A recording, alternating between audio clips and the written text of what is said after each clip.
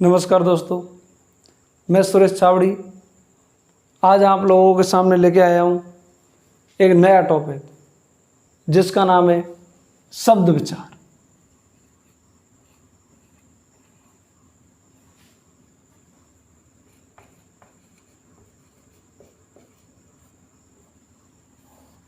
शब्द विचार यानी कि शब्दों पर विचार करना।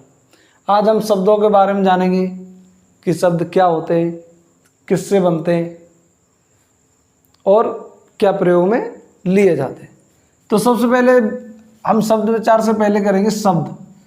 ये शब्द क्या होता है? तो शब्द को क्या होता है? हमारा वर्णों का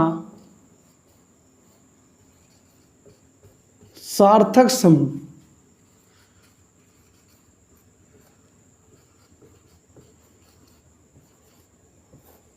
वर्णों का सार्थक समूह क्या कहलाता? हमारा शब्द। यानी कि जो हमने आपको वर्ण पढ़ाए थे, वर्णों का अगर समूह कैसा होना चाहिए? सार्थक। यदि सार्थक होगा तो उसे हम क्या कहेंगे?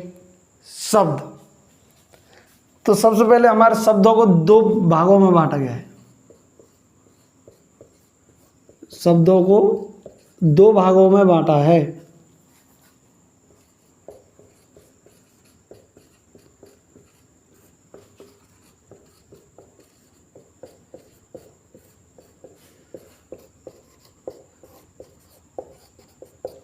पहला निरर्थक और दूसरा सार्थक। पहला है निरर्थक, दूसरा है सार्थक। निरर्थक क्या होता है? इसका मतलब होता है निर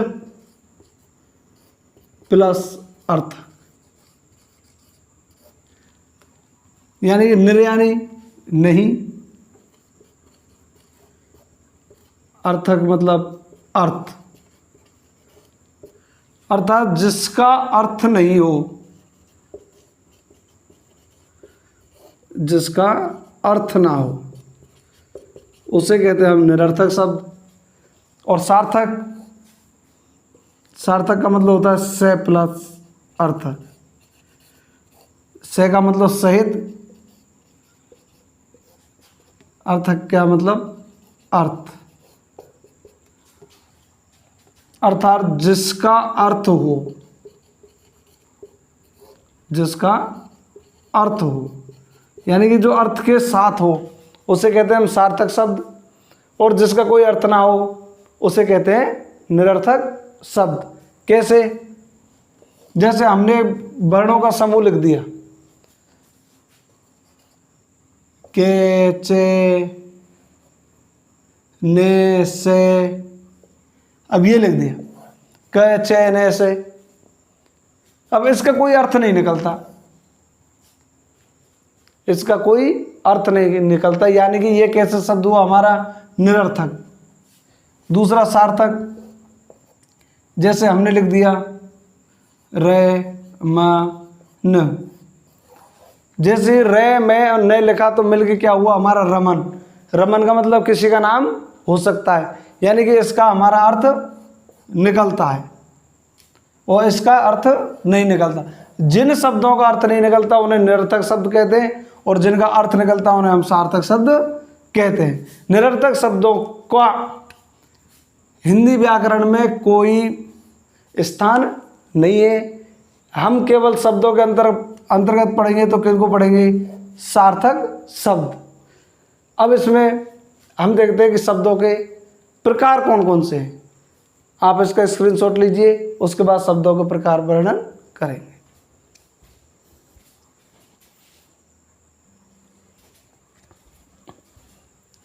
इसके बाद आता है वर्ण विचार, शब्द विचार,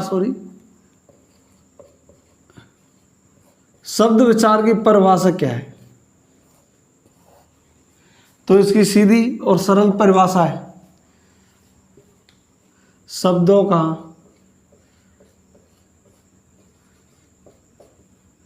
शुद्ध लेखन, शुद्ध प्रयोग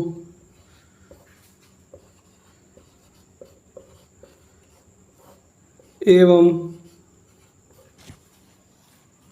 शुद्ध उच्चारण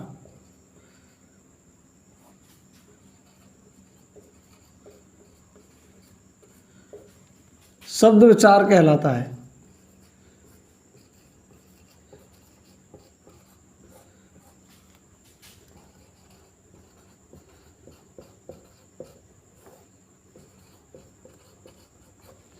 यानी कि शब्दों का शुद्ध लेखन आना चाहिए, शुद्ध प्रयोग आना चाहिए और शुद्ध उच्चारण होना चाहिए। इसे कहते हैं हम शब्द विचार। शब्द अर्थ के आधार पर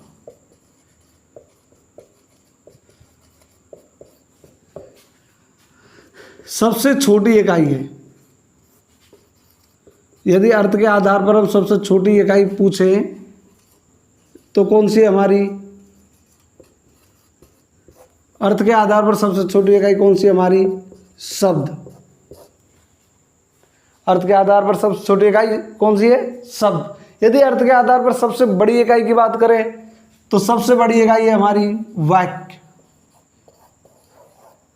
अर्थ के आधार पर सबसे छोटी की बात करें तो शब्द आएगा, और अगर अर्थ के आधार पर सबसे बड़ी की बात करें तो वाक्य आएगा। इसके बाद आता है हमारा शब्द के प्रकार।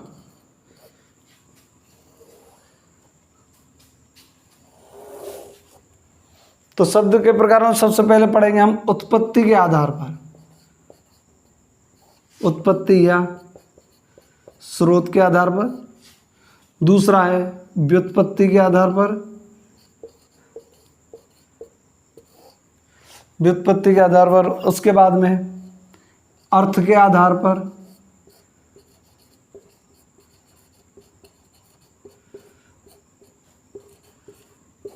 और लास्ट में आता है हमारा प्रयोग के आधार पर। प्रयोग एवं परिवर्तन के आधार पर।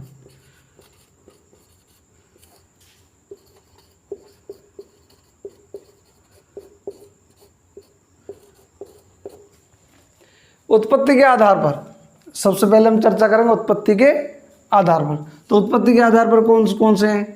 पहला तत्सम, तद्भव, देशज, विदेशी और संकर। ये हुए हमारे उत्पत्ति के आधार पर। व्युत्पत्ति के आधार पर हमारे हुए रूढ़, दूसरा यौगिक और तीसरा है योग रूढ़। इसके बाद आती है हमारी, अगर अर्थ के आधार पर हम चर्चा करें तो एकार्थी, दूसरा अनेकार्थी,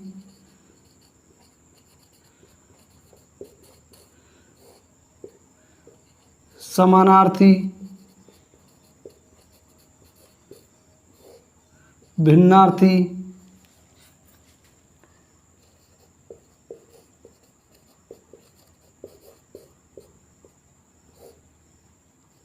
उसके बाद में विलोम शब्द,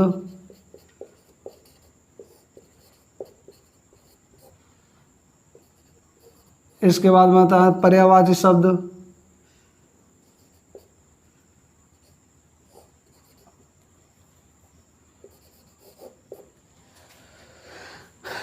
इसके बाद समूहवाची,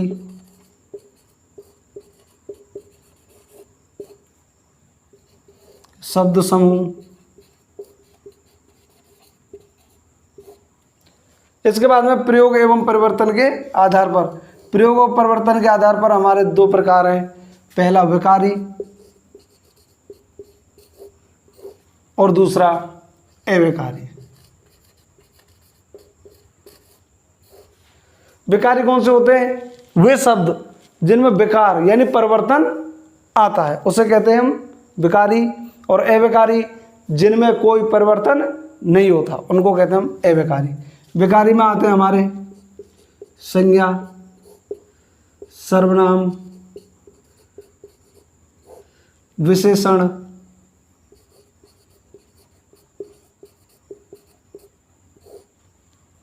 और क्रिया। ये हो गए हमारे विकारी।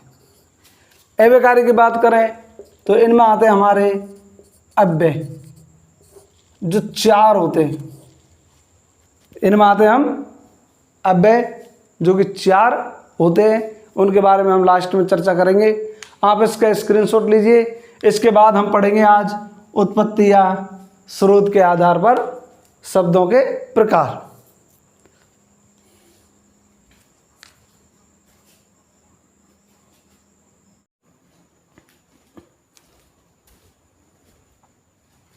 अब हम पढ़ते हैं उत्पत्ति या स्रोत के आधार पर शब्द के प्रकार। उत्पत्ति या स्रोत के आधार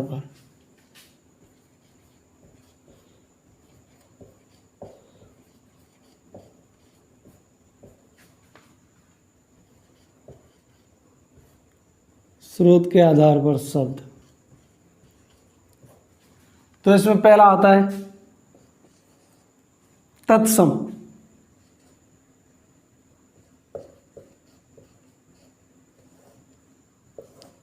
सबसे पहले आता है तत्सम।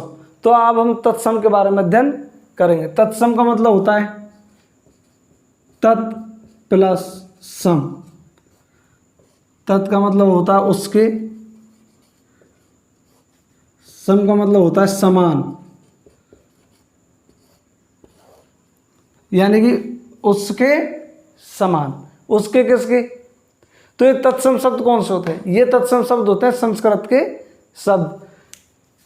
संस्कृत के वे शब्द, यानी कि हम कह सकते हैं संस्कृत के वे शब्द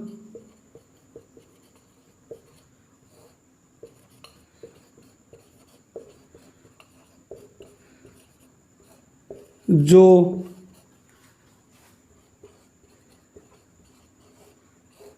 हिंदी में ज्यों के त्यों प्रयोग में लिए जाते हैं।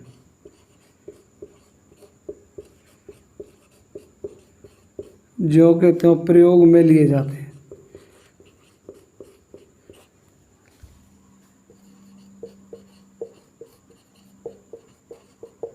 तत्सम शब्द कहलाते हैं।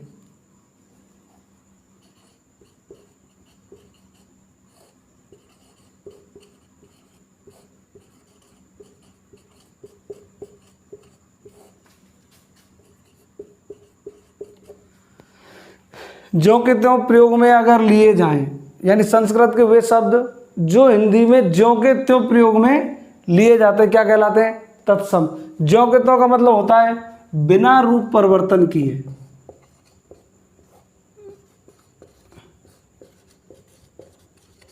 बिना रूप परिवर्तन के, यानी कि उन शब्दों का कोई रूप परिवर्तन नहीं किया गया है। जैसे संस्कृत में थे ऐसे ही किसमें ले लिया? हमारे हिंदी में। उन शब्दों को कौन से कहते हैं हम? तत्सम शब्द। जैसे उदाहरण के तौर पर हम देखते हैं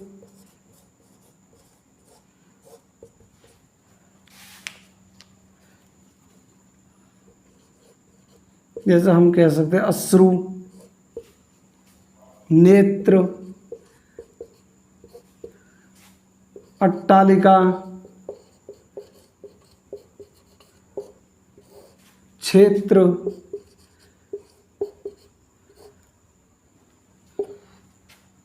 क्षीर। ये वे शब्द हैं जो संस्कृत में थे, ऐसे ही किसमें ले लिया? हमारे हिंदी में। इनका कोई परिवर्तन नहीं किया गया है। तो ये कौन से शब्द हुए? हमारे तत्सम। अब इसके साथ साथ अगर हम पढ़ें तो तद्भव को भी ले सकते हैं। तो दूसरा है तद्भव।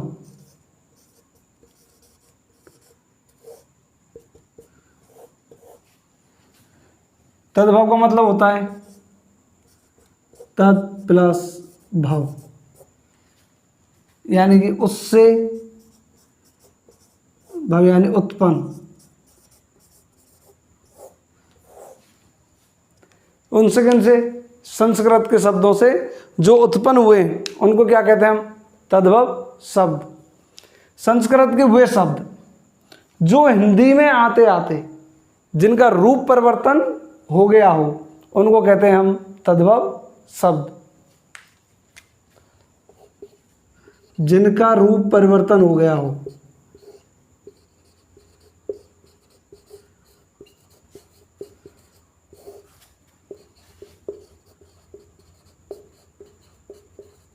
वे शब्द जो संस्कृत से आए, लेकिन संस्कृत से आते आते आते आते समय के साथ साथ उनका क्या हो गया? रूप परिवर्तन। और रूप परिवर्तन होते ही वो उनका रूप कैसा हो गया?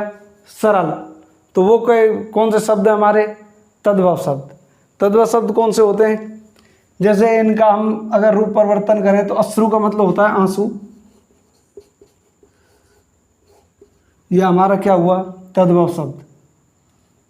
दूसरा, जैसे नेत्र का हम ले लेते हैं नयन, ये हो गया हमारा तद्भव शब्द। अट्टालिका, अटारी, ये हो गया हमारा तद्भव। क्षेत्र, क्षेत्र का हो गया खेत, ये हो गया हमारा तद्भव शब्द। क्षीर, क्षीर का हो गया खीर, तो ये हो गया हमारा कौन सा? तद्भव शब्द। आंसू, नयन, अटारी, खेत, खीर, ये कैसे शब्द हमारे? तद्भव शब्द। यानी कि हमारे तत्सम शब्दों के ही रूप परिवर्तन हो गए। कैसे हो गए? हमारे सरल, बोलने में सरल, सहज, सुबोध। तो वो कैसे हुए? हमारे तद्भव शब्द। और वे शब्द जिनका रूप परिवर्तन नहीं हुआ, जो कि त्यों हिंदी में आए, उनको तत्सम शब्द कहते हैं। बस इतना सा ध्यान रखना है तत्सम और तद्भव में। जिनका रूप परिवर्तन नहीं हुआ तत्सम, और जिनका रूप परिवर्तन हो गया उन्हें कहते हैं हम तद्भव शब्द। आप इसके स्क्रीनशॉट लीजिए।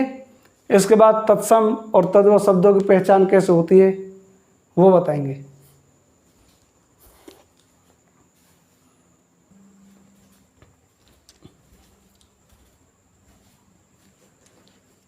अब आते हैं हमारे तत्सम और तद्भव पहचान के नियम। तो पहचान का हमने पहला नियम लिखा है, फर्स्ट,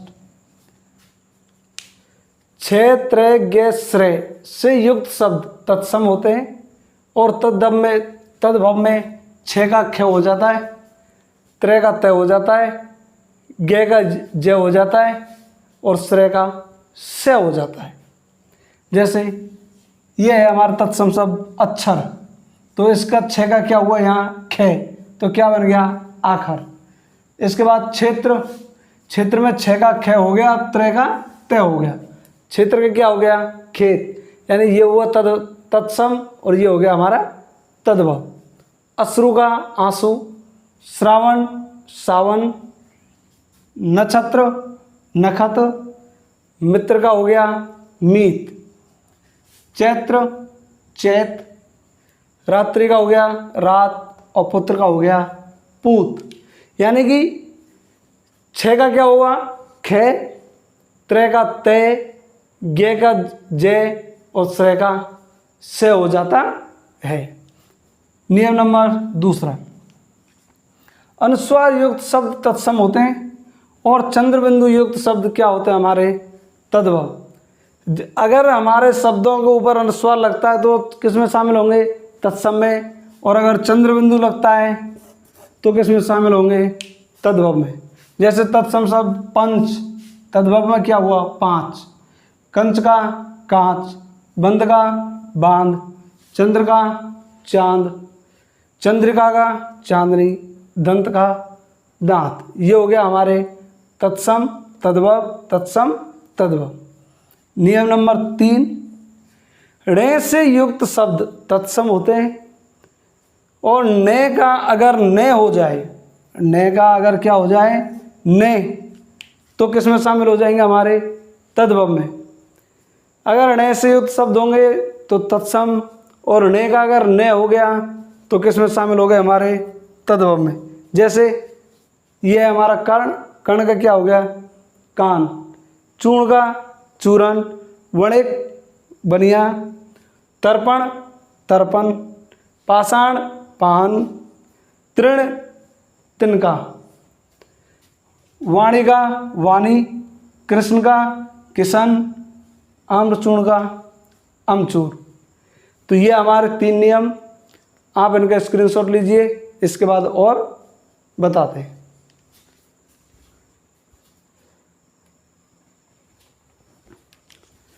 इसके बाद आता है हमारा नियम नंबर 4। तो नियम नंबर 4 क्या कहता है, उत्क्षिप्त वर्ण अडे और अड़े से युक्त वर्ण सदैव तद्भव होंगे। यानी ये अड़े और अड़े से युक्त शब्द जितने भी होंगे वो क्या होंगे, हमेशा तद्भव।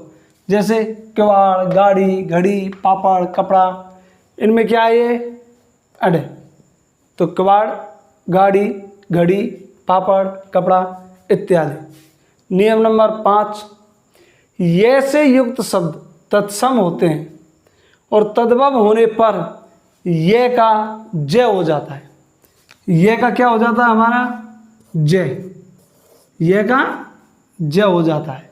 जैसे यश, यश का जस, योगी जोगी, सूर्य सूरज, कार्य काज, यमुना जमुना, यौवन जौवन।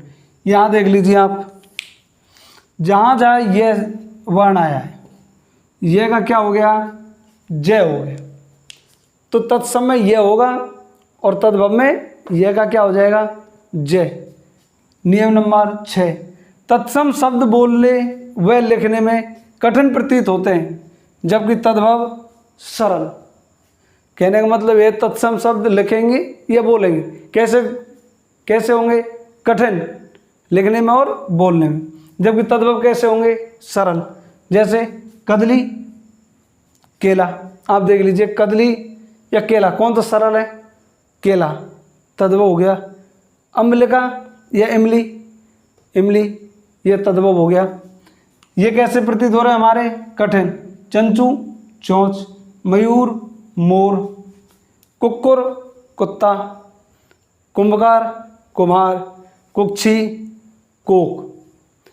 तो ये कैसे हमारे तत्सम शब्द कठिन प्रतीत होते हैं बोलने में और लिखने में, जबकि तद्भव शब्द कैसे हमारे, सरल। कैसे, सरल बोलने में और लिखने में। इसी प्रकार इष्ट का है, उसका ईट हो जाएगा। क्षेत्र है, खेत हो जाएगा। बहुत सारे ऐसे, तो आप इसका स्क्रीनशॉट ले लीजिए। इसके बाद अगले प्रकार पे आते हैं, देशज शब्दों पर।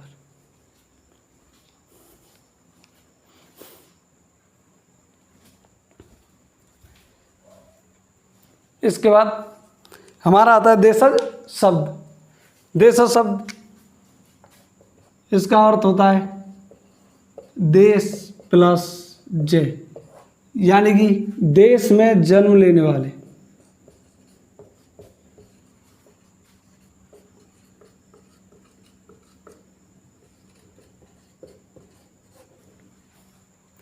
देश में जन्म लेने वाले शब्द। अब वो कौन से होंगे देश में जन्म लेने वाले शब्द, उनको कहेंगे हम देसी शब्द। अगर माने तो लोकल शब्द। देसी शब्द क्या कहेंगे, लोकल शब्द। अब लोकल शब्द कौन से होते हैं, वे शब्द जो क्षेत्रीय हों, यानी कि हर क्षेत्र में अपनी अपनी बोलियों के माध्यम से जो शब्द आए। क्षेत्रीयों में क्या आते हैं हमारे, बोलियां। बोलियां हर क्षेत्र में बटी होती हैं, तो अपनी अपनी बोलियों के माध्यम से जो जितनी भी हिंदी की जो बोलियां हैं हमारी, उन बोलियों के माध्यम से जो शब्द हिंदी में प्रयोग में होने लगे उनको क्या कहते हैं हम, देशज शब्द। कहने का मतलब हिंदी की बोलियों के हिंदी की बोलियों के शब्द जो हिंदी में प्रयोग में लिए जाने लगे।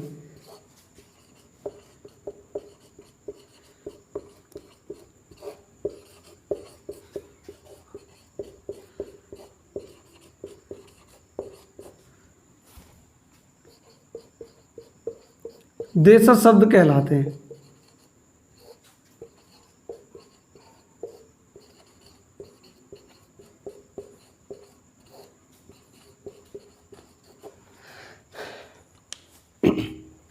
तो आपके बात समझ में आ गई होगी कि हिंदी की बोलियों के वे शब्द जो हिंदी भाषा में प्रयोग में लिए जाने लगे हैं उनको क्या कहते हैं हम? देशज शब्द।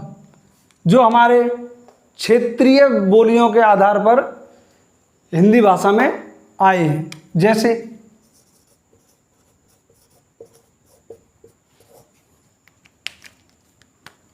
जैसे है खुरपा है, खुरपी,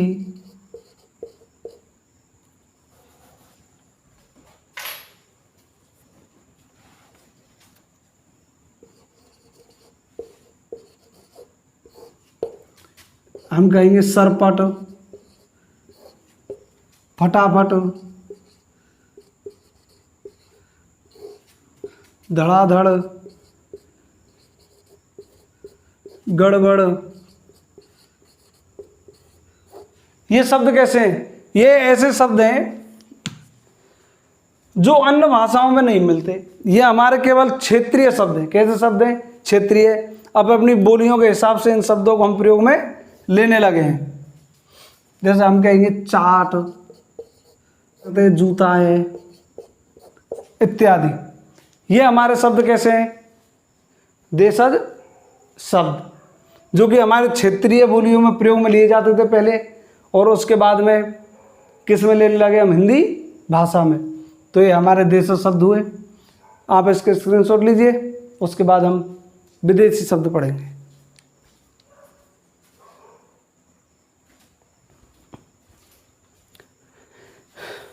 अब आता हमारा विदेशी शब्द। विदेशी शब्द का मतलब वी प्लस देशी। वी यानी अन्य, देशी यानी देश। यानी कि वे शब्द जो अन्य देशों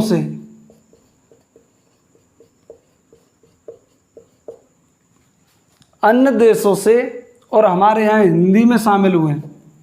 अन्य देशों के शब्द जो कहाँ शामिल हो गए? हमारे हिंदी में। उनको क्या कहते हैं हम? विदेशी शब्द। अब इन विदेशी शब्दों का हिंदी में शामिल होने का कारण क्या है, तो वो भी समझेंगे। तो सबसे पहले राजनीतिक, धार्मिक,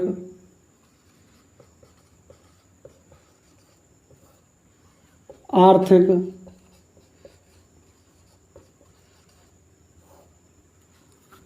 आदि कारणों से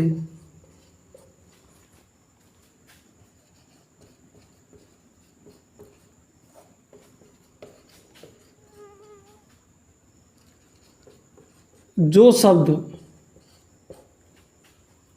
जो विदेशी शब्द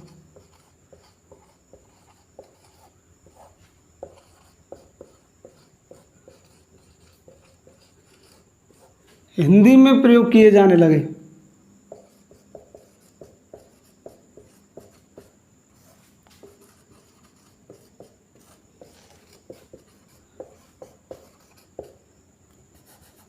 उन्हें विदेशी शब्द कहा जाता है।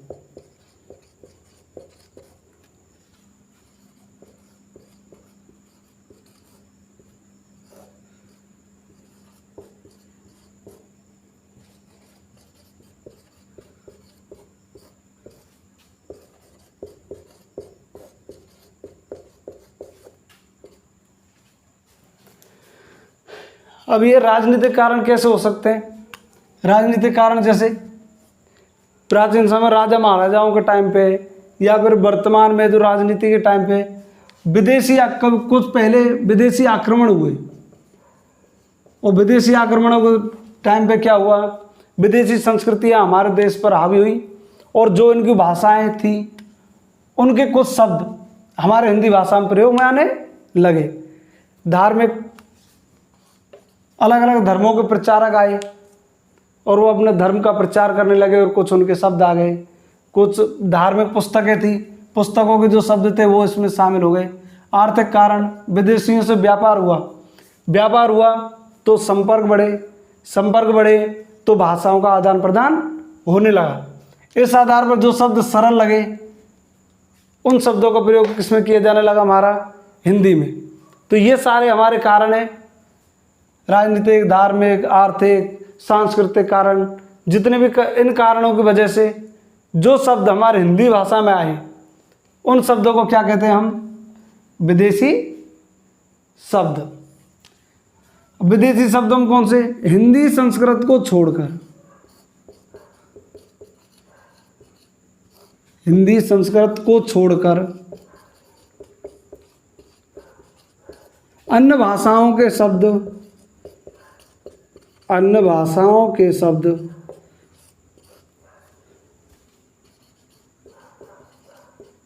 विदेशी शब्द माने गए हैं। विदेशी शब्द माने गए हैं। विदेशी शब्दों में जैसे अंग्रेजी, पुर्तगाली, चीनी, जापानी, फ्रांसीसी, अरबी, फारसी, अरबी के शब्द, फारसी के शब्द, ये हमारे जितने भी अन्य देशों से जो भी शब्द आए वो सारे क्या हैं, हमारे विदेशी शब्द। आप इनका स्क्रीनशॉट लीजिए, उसके बाद हम विदेशी शब्दों का आपको बताएंगे कि अंग्रेजी के कौन से हैं, पुर्तगाल कौन से हैं, चीनी के, जापान, फ्रांसीसी, अरबी, फारसी आदि।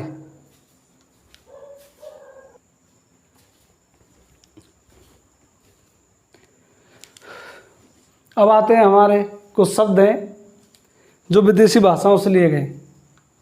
जैसे हमारे अंग्रेजी के शब्द हैं अफसर, agent, class, school, train, nurse, car, coffee, coat, truck, taxi, pen, register, shirt, और भी हैं हमारे स्टूल है, बस है, कलेक्टर है। ये सारे शब्द क्या हैं, हमारे अंग्रेजी के शब्द हैं।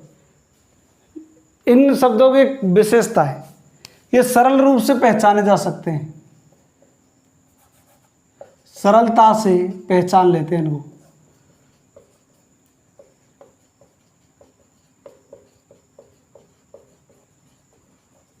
इनको क्या करते हैं हम, सरलता से पहचान लेते हैं।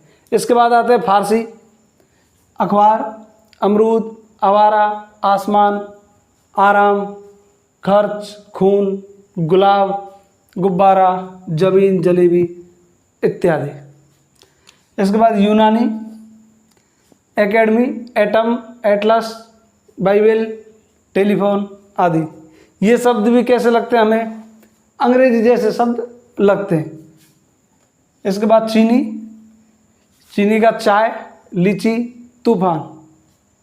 पुर्तगाली शब्द अचार है, अगस्त है, आलपिन है, आलू है, इस्पात, कनस्तर, कार्बन, कमरा, गोदाम, गमला, चाबी, बस्ता, बटन, बाल्टी इत्यादि। ये क्या हुए हमारे पुर्तगाली शब्द। इसके बाद में पपीता है, मेज है, संतरा है इत्यादि, इसमें ये भी आएंगे।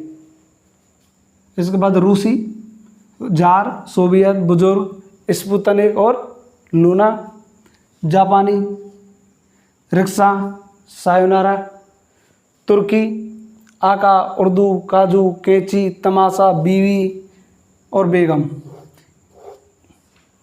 ये क्या हो गए हमारे तुर्की शब्द। तो ये हुए हमारे विदेशी शब्द जिनको आप याद करना। इसके बाद हमारा लास्ट बचता है संकर शब्द।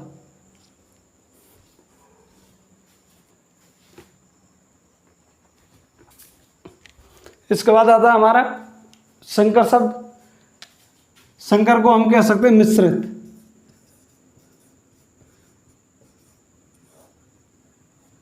यानी कि मिले हुए।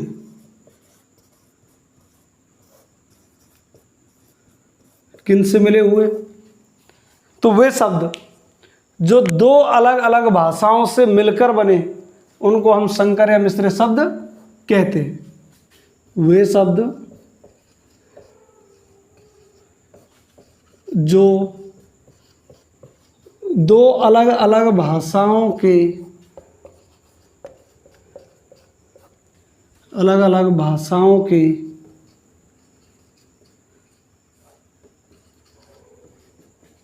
शब्दों से मिलकर बने हों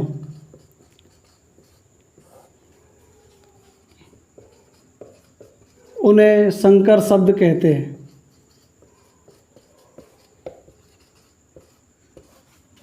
संकर शब्द कहते हैं। दो अलग अलग भाषा जैसे हिंदी और अंग्रेजी से मिलकर, हिंदी पुर्तगाली से मिलकर, अंग्रेजी फ्रेंच से मिलकर, जैसे हम कहते हैं टिकट घर,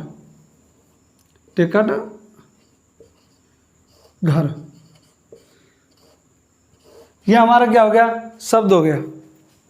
जो किन से मिलके बनता है? टिकट प्लस घर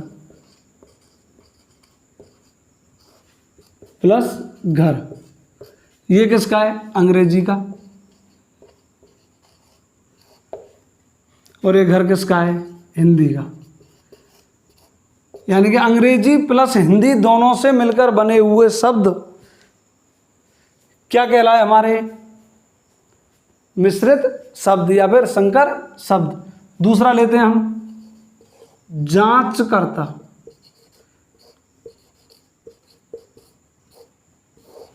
अब ये जांचकर्ता किससे मिला है?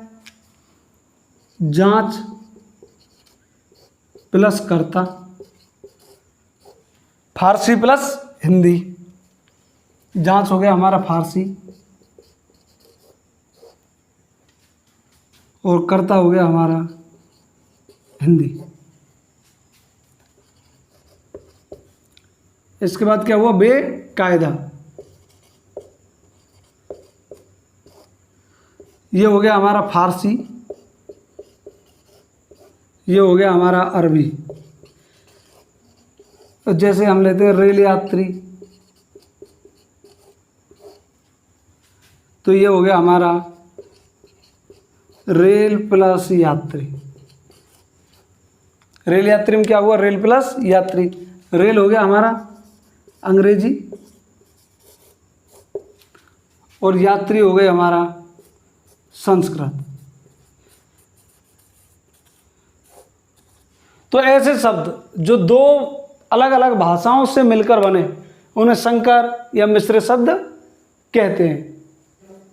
इसके बाद और आए थे जैसे अग्निबोट, अग्नि प्लस बोट, बेनकाब, बे प्लस नकाब। और भी हमारे बहुत सारे शब्द आते हैं इनमें संकर शब्द, जो देखने से ही पता चल जाता है, क्योंकि इनमें एक अलग अलग शब्द होते हैं अलग अलग भाषाओं के। अधिकतर कौन सी के मिलेंगे? हमारे अंग्रेजी और हिंदी के शब्द मिलेंगे। तो ये हमारा हुआ संकर शब्द। आप इसका स्क्रीनशॉट लीजिए। अगली वीडियो में हम पढ़ेंगे व्युत्पत्ति, रचना या बनावट के आधार पर शब्दों के भेद। इसी के साथ ये वीडियो समाप्त। राम राम, जय हिंद, जय भारत। वीडियो को लाइक, शेयर एंड सब्सक्राइब जरूर करें। Thank you.